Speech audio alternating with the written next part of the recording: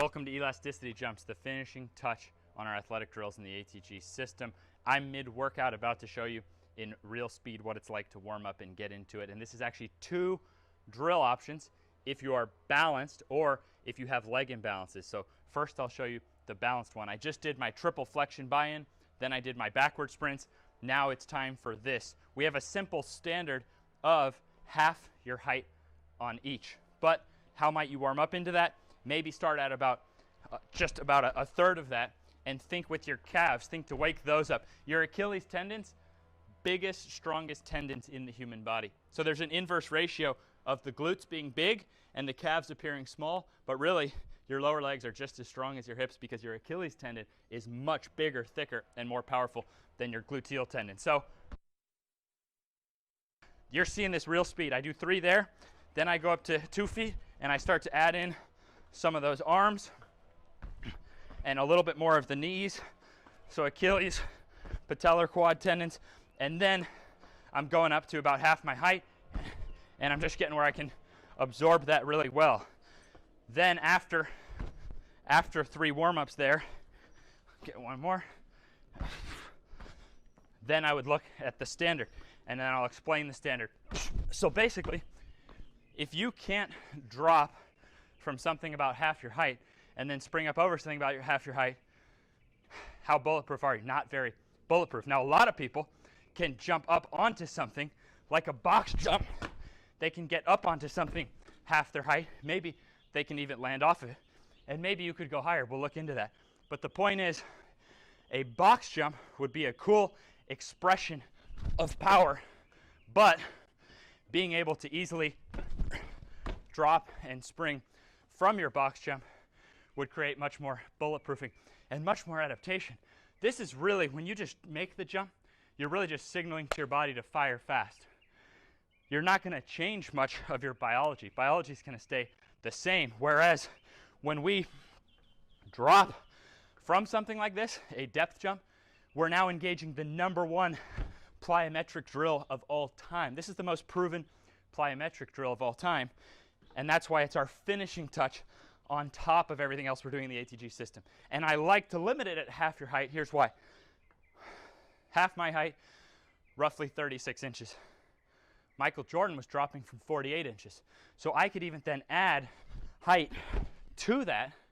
But how would you expect to match the weight room numbers of a genetic freak and have his or her athleticism if you didn't also match the genetic freak's tendons?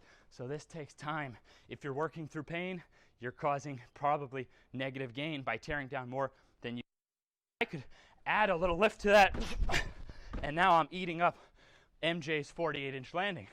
This, combined with my training, allows me to jump higher and higher and get more and more bulletproof, because this alone, depth jumping, can increase your maximal strength by up to 14%. How does that relate? Well, if I just try to match Michael Jordan's muscles but not his tendons, I'm not going to have as much pound for pound strength.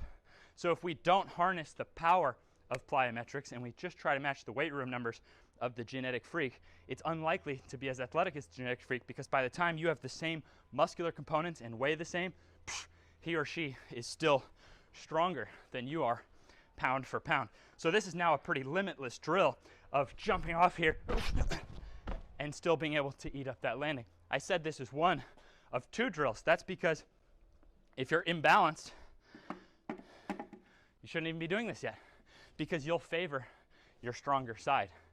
If you're imbalanced, you should jump with your 2 legs and land it naturally on one leg. As that gets easier, get a rebound jump on one leg. So now let's think some of these forces, okay? Let's think about the force of the depth jump. I spent a lot of time studying the physics of these things. This force on 2 legs versus this force on one leg. You can accomplish the same forces with no equipment and forcing yourself to rebalance. So here's a simple baseline of how do you know? Because to me, everything, even if it's rudimentary or basic, has to be measurable for me to use it in the ATG system. So how do you know if you're a candidate to be dropping on 2 legs, is if you can handle your own ability to express yourself on 1 leg. So if I apply full exertion down, can I handle without pain through 1 leg? If not, how bulletproof am I? Not very bulletproof.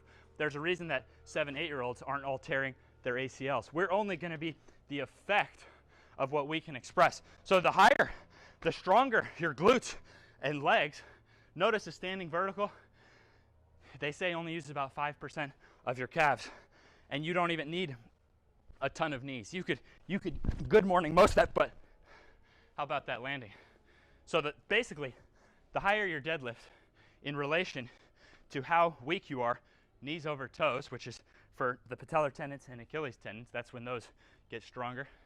That would determine your ability to cause yourself pain. So we want to create a situation where your hips are powerful, and we do drills for those, but where you can handle anything that your hips could express that you can handle without pain, thereby finding out your true genetic potential because you're bulletproofing along the way. If you're starting out here and Michael Jordan is here, you have to match his strength and his tendons, and if you get hurt along the way, that's going to be your #1 setback. So there you go, 2 different drills, the finishing touch on Fridays in Bulletproof.